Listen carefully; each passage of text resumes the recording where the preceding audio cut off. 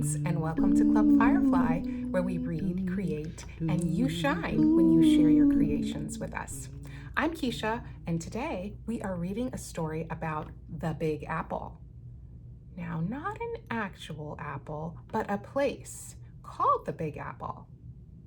It's New York City, and in today's book, we follow 10 little monsters who take a trip to New York City and find out a lot of cool things like why it's called the Big Apple.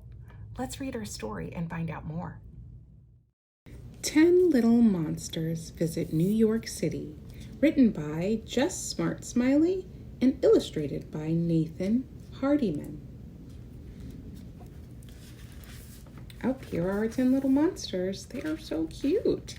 And you know, I love this book because not only are we going to learn about these 10 monsters and their trip to New York City, but we'll also learn some interesting facts about New York City. 10 little monsters head to the east. The Big Apple sounds like a tasty feast. All right, let's see. New York City's nickname, the Big Apple, likely comes from horse racing commentaries by writer Fitzgerald in the 1920s. But if you visit New York today, we recommend eating big pizza, big cheesecake, big bagels, big hot dogs. In fact, almost anything but big apples. 10 little monsters pack and get dressed. It's New York City that they love the best. All right, here are our 10 monsters. Let's see, 1, 2, 3, 4, 5, 6, 7, 8, 9, and 10. They are off for an adventure. 10 little monsters on a vacation wander around Grand Central Station. Wow, look, that looks like a train going by. The crowds move in, the subways move out, but one little monster can't get about.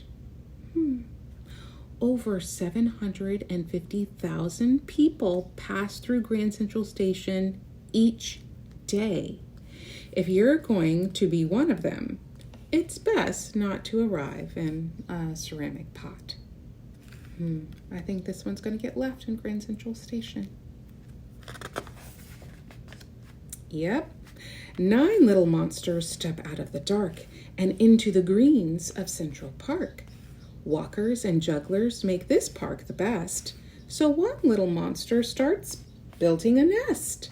Look, there he is, building a nest up in the tree. Look, with over 26,000 trees, Central Park offers plenty of scenic locations for monster nests. Should it seem a bit crowded in summers, just remember how much you're saving in rent. All right, one's going to stay in Central Park. 8 little monsters brave the blue, and the Statue of Liberty comes into view. There it is.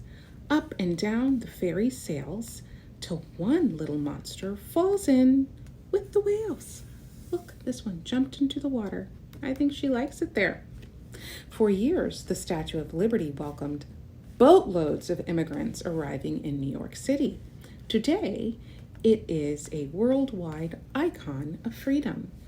That means when people see it and they think about it, they think about what it means to be free. And look at the ferry. There are the little monsters. Say bye to this guy. Bye. Have fun with the whales. 7 little monsters visit Times Square. Colored lights are everywhere. One little monster inspects the light. New York makes him glow so bright. He's glowing bright. Times Square is one of the brightest places I've ever been. Attracting tens of millions of visitors each year, Times Square is one of the world's most visited attractions. Tourists flock to see its signs, lights, shows, shops, and most recently, its glowing monsters. When I went there, it was so bright. It was dark outside, but it was like daytime in the middle of Times Square. 6 little monsters look in each hall. The Museum of Modern Art, ooh, love art, has it all. A crowd starts to form. This art is inspired. One little monster loves being admired. What? Do you just climb up there and become one of the art pieces? The Museum of Modern Art has collected over 200,000 works of art. And if you stand still for long enough, you might make it 200,001, like this guy. I think he's staying in the museum. Okay. We're down to 5 little monsters discover a mystery inside the Museum of Natural History. Whoa, look at these footprints. I wonder what that's leading to. Uh-oh. One little monster thinks that he knows, but that little monster gets a little too close. I think he's stuck now with the dinosaurs. The Museum of Natural History has exhibits on Earth, space, dinosaurs, history, oceans, everything, it seems, except monsters.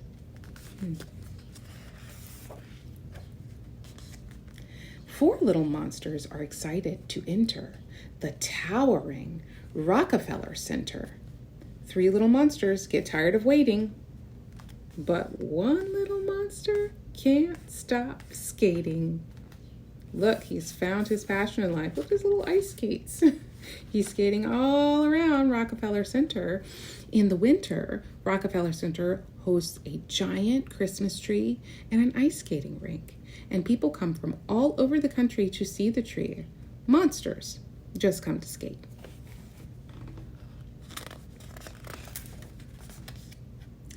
Three little monsters take a look at Strand's bookstore's miles and miles of books. What? One little monster soon finds herself stuck at the top of a very high shelf. Well, she looks pretty happy to be stuck. The Strand has over 18 miles of books for browsing, looking, and buying, but not for climbing. Wow, how long do you think it would take to look at 18 miles of books? Well, I think she's going to stay there for a while and find out. There's only 2 little monsters left up in the clouds. The Empire State Building is far from the crowds. One little monster feels sick, but one feels great. You can't beat this view. I'm on top of the state. The Empire State Building offers outstanding views of the city. It's also struck by lightning about 23 times per year, and even monsters know not to stay up there during a thunderstorm. Wow, what a beautiful view of the city from on top of the Empire State Building. Uh-oh, look, there's only one little monster left. Boy, she looks sad, doesn't she? What will she do by herself? One little monster feeling blue. Well, she sings to herself, and the pigeons too. Broadway fills with 8 million cheers, and in a roar of applause, they're clapping for her. She disappears. Look, the curtain closed, and she disappeared. Wow, that was all 10 of our little monsters. Look. Oh, there they are, back together again. Boy, they had fun building nests and reading books and singing songs and swimming and climbing and becoming artwork and glowing. They are a very happy group of New York visitors. And that is the end, friends. Wow, our big apple now has a big bite taken out of it. Did one of the monsters do that? Wow, I learned so much about New York City from that book. Have you ever been there? Well, I'm hoping to visit soon, and now I know all the places to go in the Big Apple. Hey, speaking of big apples, would you like to learn how to draw one? Okay, let's create. Today, we are going to be drawing a realistic apple. That means a drawing of an apple that looks real. And for this project, you will need an apple or a picture of an apple, some drawing paper, a pencil, and oil pastels. You can press pause now if you want to go grab your supplies. Are you all ready to draw your big apple? All right, so it's helpful to have either an actual apple or a picture of an apple to look at. So you can see here, I've got this real apple. I've set up what's called a little still life. This means I'm drawing something from life, but it's not moving, so it's still. And I will keep this up on the screen so that you guys can have it as a reference for yours. I've actually got a little bit of a light shining on it right here. You can see some highlights, so that will cast a shadow over on this side. So I can see where my light is coming from, the right, which is making a shadow over here on the left. And that's gonna help me with my drawing and help it look more realistic. So have either an actual apple, I've got one that's red and yellow, it's a gala apple, so it's got kind of these stripes in it, or you can have a yellow apple or a golden apple or a green apple, whatever you have, or you can always look at a picture of an apple too. But our goal is to make this look super realistic. So I've got a piece of paper here, and I've got my pencil and my oil pastels. I've also got a paper towel here so that I can clean off my oil pastels sometimes. The great thing about oil pastels is that you can mix them, but they also get dirty. So it's nice to have a paper towel to clean them off. And I just have like a bucket of pastels. They're all mixed up and they do get dirty. So it's nice to have that paper towel to keep them clean. What you want to do first is to pull out all of the colors you can find in that apple. So obviously I've got some red, right? And I'm gonna get multiple shades. I got this darker red. This one is a brick red. And then I have, there we go, a brick red and a regular red. So they're slightly different colors, but they're both in the red family. I've got some reds, and I've got my yellows from the yellow family. All right, this one is the greenish yellow and then a regular yellow. And then I have some white. White is a great color for mixing your other colors, so I always use white when I'm using oil pastels. And then on stem there, can you see how it's got a bit of brown and maybe a little bit of green? So I've got my bright, kind of my yellow green and my brown oil pastel as well. In addition to that, I've got some blue violet. This is like a deep purple. And you might be like, okay, there's no purple in this, but we're gonna actually use this for a shadow. So these are the colors that I've got that I'm gonna be using for this drawing. And then I've got my bucket here just in case I decide I need something else. So let's start with the shape of the apple. And it's a big apple, right? So I've got my like 9 by 12 paper here, but I'm gonna take up most of the space on this paper because I want the apple to be pretty big, and I'm gonna give myself some space to work inside of. The shape of an apple is very simple. It's basically round, right? But the bottom is a little bit smaller than the top. And the widest part is actually kind of in the middle of the apple. So as I draw this, that's exactly what I want to do. I'm going to start curving my lines around. I'm using my sketchy line. I'm keeping this really light because I do want to be able to cover it over with my pastels. So I don't want to make it too dark. I want the drawing to look like an oil pastel drawing, not a pencil drawing. So right now I'm ignoring the stem. I'm just doing this back line. I'm going all the way around and ignoring the stem. And then I'll kind of bring it in. All right, what do you think? Does that look about like the shape of the apple? Bring it together at the bottom. There's a nice little curve there. So I want to make sure that my widest point is right here, kind of in the middle. So I'm going to bring this out just a little bit more there. Good, simple circle shape, right? Now, the thing about making the stem look realistic, as you can see here, the stem comes from the middle of the apple. It doesn't come from the top. Sometimes when we draw, we just have it coming right out the top, but it actually comes from down in the middle. So I like to draw a little line in the front and then have my stem come from behind that line. So that is kind of the line that represents the hole where the stem kind of grows out of. All right, so that's my stem line. That's my whole line, and then this is my stem. And the stem comes up above the apple. Do you see how it's sticking up from above the top of it there? So I'm gonna extend it up above my apple and have it come down like that, okay? And then I'm gonna erase out that back line because the stem is in front of that line. All right, so that's it. I got my simple apple drawing and I'm ready for some color now. And the thing with pastels is that you want to start with your kind of your lighter colors first so that they don't get covered up too quickly. So I'm going to start with the lighter of my reds on this kind of red side. And I'm drawing in the stripes that I see because this is a gala apple. So I'm going to kind of give it those stripes and those curves. I'm following the curve of my apple, which is going to help it look more round too. And as I get to the center, I'm going to switch to more kind of straight up and down lines and then curve it a little bit more here. So right now I'm leaving a lot of gaps in my color because I don't want to fill it completely. If your paper gets too full of color, it will kind of reject the color and it'll just ball up and the oil pastel won't take to the paper anymore. So you want to leave some space for the other colors before you get full of red. All right, there's a little bit of red in the back here, so I'm gonna go ahead and add some little stripes of red back there, okay? Then I'm gonna come back with my yellow next because I wanna get my lighter colors in there, right? And I'm gonna come in between these red spaces and I'm just coloring right on top of the red.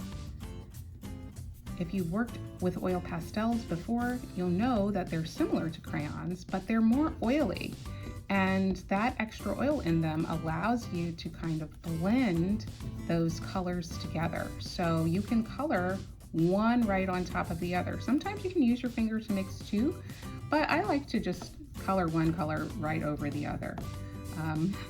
And I'm gonna look for all of the places that have yellow. I can see there's a little bit over here on this side, so I'm gonna add some yellow there. I can see there's some kind of in the middle, so I'm gonna bring some yellow up here. And I'm gonna add in all the yellow parts that I can see. I noticed too that the yellow gets a little deeper as it goes down where the stem is coming from, so I'm gonna add the darker yellow there. Add some contrast. All right, how's it looking so far? Pretty good, right? So look for all of your yellow spots or your lighter spots. If you're doing a green apple or maybe a yellow apple, look for the lighter spots and fill all of those in. And then once you feel like you've gotten all of those in, just adding a little bit more over here. And I want to make sure I leave a spot that doesn't have too much color. I'm gonna add a little white spot. Do you see where the light is shining there? I wanna have a reflection spot there. So I'm gonna make sure I leave a lighter spot there for my light shining. Now I'm gonna come back with the darker red, okay? And I'm gonna add in where I can see some darkness coming in. And I'm gonna be careful not to push it too hard because I don't want it to take over with its color, but I'm just going to blend that in with my yellows and my reds and add some more color there. And in all my darkest places down.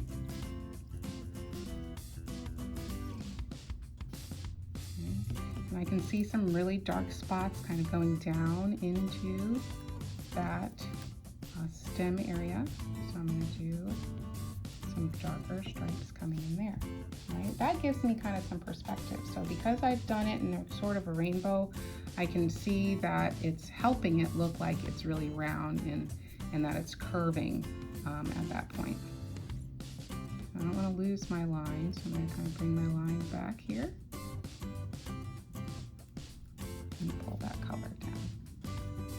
All right, now I'm going to take my lighter red, the one that I started with, and I'm going to start to blend all of this together and get rid of all of the white spots. I want to cover it in entirely. So no white spots showing. I'm going to use this lighter red to just blend in everything, and I'll probably switch out my pastels too and bring back some of the yellow or bring back some of the darker red too. But right now I'm gonna focus on just filling in all of the spots in my apple. Switching to my yellow now, so I can blend some more of the red together. Now I've gotten mostly red on there. The yellow is gonna fill in and make it look a little bit orange in some spots. I'm filling in all of my white spots. And this is my generally lighter side because I've got the light source over here kind of shining. So everything on this side will be a little bit lighter than the dark side. And it's okay to exaggerate your colors, right? You can, one of the tricks of making things look realistic is to exaggerate what you see. So in real life, it may not be looking like that light or that dark, but in order to make it look real, you've got to exaggerate. I'm gonna color a little harder with my white here and get that reflection spot to really show up. Maybe add a slightly smaller one. All right, now down for the stem. You can use the back end of your oil pastel. It has kind of a little bit of a finer line to it. So I'm going to use that for my stem and see if I can get it to stay pretty skinny, especially towards the bottom. So I'm using my brown pastel, but I've left some space there. I didn't color in all of it because I want to blend in some of the green. So I'm going to color on top of that brown with a little bit of green. Pull that down into my stem. Maybe a touch more of the brown right on the top. Maybe even take a little bit of that dark red and blend that in. Yeah, that's kind of nice. Beautiful. And then let's fill in the gap down here so we can tell where our stem is coming from. Got a little bit of space there, so let me fill that in, maybe with a touch of the yellow too.